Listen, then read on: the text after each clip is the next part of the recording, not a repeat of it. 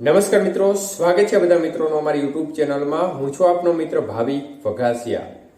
તો મિત્રો, ખાસ કરીને આ વિડીયોના માધ્યમથી આપણે વાત કરવાની છે સિસ્ટમની હાલની પોઝિશન શું છે અને રાત્રિ દરમિયાન હજી પણ કયા કયા વિસ્તારમાં ભારે વરસાદની શક્યતાઓ રહેલી છે.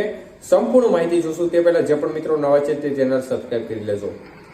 તો મિત્રો, ખાસ કરીને સક્રિય સિસ્ટમની સ્થિતિ જોવા જઈએ તો ડીપ ડિપ્રેશન સિસ્ટમ છે તે ઉત્તર ગુજરાતના ભાગો પરથી થોડી આગળ વધી અને થોડી ઉત્તર દિશા તરફ સરકી છે અને હવે તે પાકિસ્તાન અને લાગુ કચ્છના ભાગો નજીક જોવા મળી રહી છે. અને આ સિસ્ટમની અસર હેઠળ હજી પણ વરસાદની ગતિવિધિ રાજ્યના અનેક વિસ્તારોમાં જોવા મળી રહી છે, જ્યારે well-marked low pressure system Jharkhand નજીક જોવા મળી રહી છે. તો મિત્રો, રાજ્યમાં આજે સૌરાષ્ટ્રના મોટા ભાગના સેન્ટરોમાં સારામાં સારો વરસાદ પડ્યો. કચ્છના ભાગોમાં પણ સારી વરસાદની ગતિવિધિ જોવા મળી. ત્યારે રાત્રિ દરમિયાન વરસાદની સ્થિતિ શું રહી શકે છે તે જોઈએ તો ખાસ કરીને મિત્રો, સૌરાષ્ટ્રમાં હજી પણ આવનારી 24 કલાકની અંદર મોરબી જિલ્લાના ભાગો છે, સુરેન્દ્રનગર જિલ્લાના ભાગો છે, તેમાં સારી શક્યતાઓ રહે.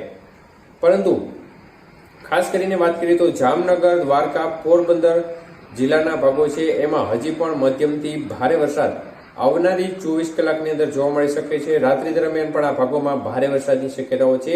જ્યારે બાકીના સૌરાષ્ટ્રના ભાગોમાં વાત કરીએ તો પોરબંદર, જૂનાગઢ જિલ્લાના અમુક ભાગો છે, રાજકોટ જિલ્લાના અમુક ભાગો છે, તેમાં પણ વરસાદની ગતિવિધિ રાત્રિ દરમિયાન હજી પણ જોવા મળી શકે છે. પરંતુ રાત્રિ દરમિયાન વધુ શક્યતાઓ જામનગર, દ્વારકા અને મોરબી જિલ્લાના ભાગો છે તેમજ પોરબંદર જિલ્લાના ભાગોમાં રહેશે.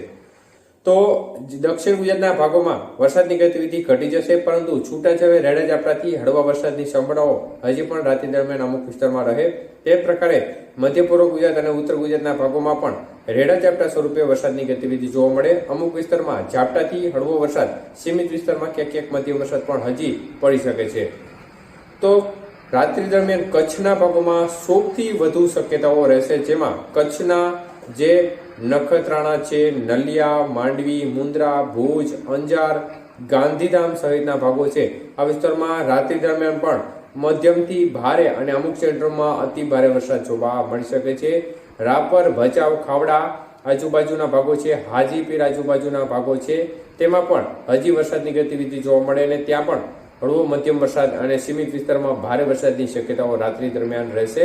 એટલે આ ભાગોમાં સૌથી વધુ જોખમ દેખાઈ રહ્યું છે અને તેને લાગુ કચ્છના ભાગ, જે સૌરાષ્ટ્રના ભાગો છે, તેમાં પણ વરસાદની ગતિવિધિ જોવા મળશે.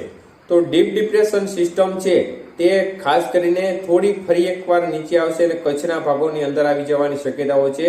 અને કચ્છના ભાગો પર આ સિસ્ટમ છે તે સંભવિત હજી 2-3 દિવસ સુધી રહેવાની શક્યતાઓ છે અને ત્યારબાદ તે સિસ્ટમ છે તે અરબી સમુદ્રમાં જવાની શક્યતાઓ છે. એટલે હજી પણ 48 થી લઈને 72 કલાક સુધીનો સમયગાળો છે. કચ્છના ભાગોમાં મધ્યમથી ભારે અને અમુક ક્ષેત્રોમાં અતિ ભારે વરસાદ ચાલુ રહી શકે છે.